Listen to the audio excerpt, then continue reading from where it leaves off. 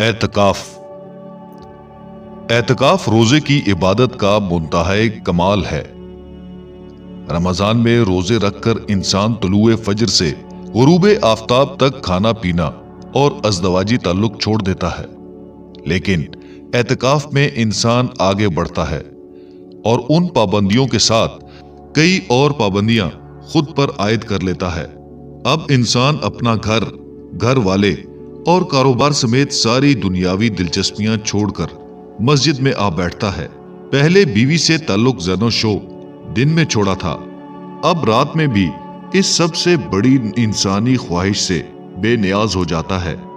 پہلے لوگوں سے مل لیا جاتا تھا اور اب سب سے کٹ کر انسان خدا کا ہو رہتا ہے۔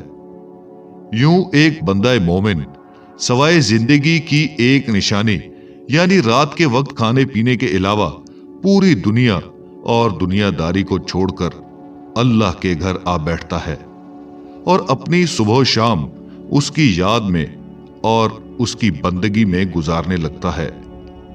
اعتکاف کی پابندیاں انسان کو احساس دلاتی ہیں کہ اللہ تعالیٰ کی عنایات اتنی زیادہ ہیں کہ حق یہی ہے کہ زندگی اسی طرح گزاری جائے، مگر یہ اس کریم کا کرم ہے کہ اس نے اس عبادت کو لازم کیا اور نہ انسان کو مجبور کیا کہ وہ عام حالات میں اللہ کی رضا کے لیے اپنا کھانا پینا، بیوی بچے، ازدواجی تعلق اور کاروبار، سماجی تعلقات اور اسباب دنیا داری کو چھوڑ دے۔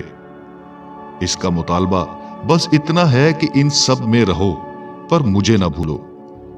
تم شادی کرو، گھر بناؤ، کاروبار اور ملازمت کرو، بیوی اور بچوں کی خوشیاں دیکھو، دنیا اور اس کی دلچسپیوں سے بھی بقدر ضرورت محفوظ ہو، مگر مجھے یاد رکھو، میری نافرمانی نہ کرو، اس لیے کہ یہ دنیا ہمیشہ رہنے کی جگہ نہیں۔ جس طرح رمضان اور اعتکاف کے ایام گزر جاتے ہیں، یہ دنیا کی زندگی بھی گزر جائے گی، پھر تم لوٹ کر میرے ہی پاس آؤ گے۔ ایسا نہ ہو کہ اس روز تمہارے پاس سوائے پچھتاوے کے کچھ نہ ہو۔ یہی اعتکاف کا اصل درس ہے۔